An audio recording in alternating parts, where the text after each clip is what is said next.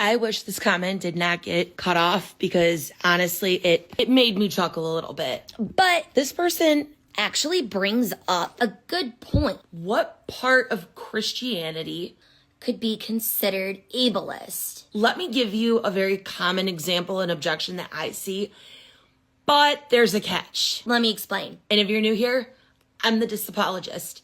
I'm a Christian apologist with a physical disability, Equipping other Christians with disabilities to contend for the gospel. I'm on a mission to make disciples with disabilities. The most common objection or issue that I see, at least from other people with disabilities about Christianity, have to do with things like unsolicited prayer, right? Where somebody maybe stops you in public and says, hey, I felt led or convicted to pray for you. And then this person prays usually specifically for healing.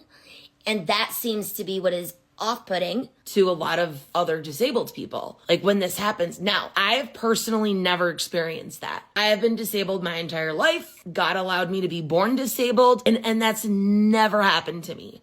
Where a stranger tries to pray for my healing on the spot. However, from what I've heard, that this is something that does happen. This brings me to the catch about all of this. When I dug a little bit deeper, I have found that the environment where that type of thing happens is generally in Word of Faith churches. It's generally in like the NAR churches, or prosperity movement is another big one. That's actually a really big one. I have heard people say that it is ableist of Christians or Christianity to teach that you would be healed if you had enough faith. And that's the problem. That's not a Christian teaching. Like that's not biblical whatsoever.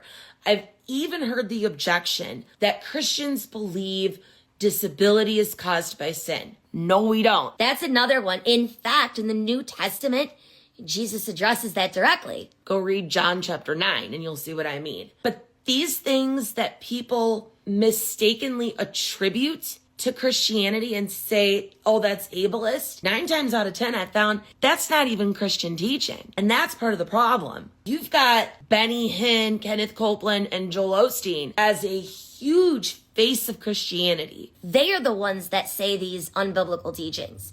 They are the ones that say these things. And now disabled people find it ableist. And honestly, I think they have a right to be upset by it. However, don't mistakenly attribute that as Christianity. That's not Christian teaching. That's New Thought dressed up as Christian teaching.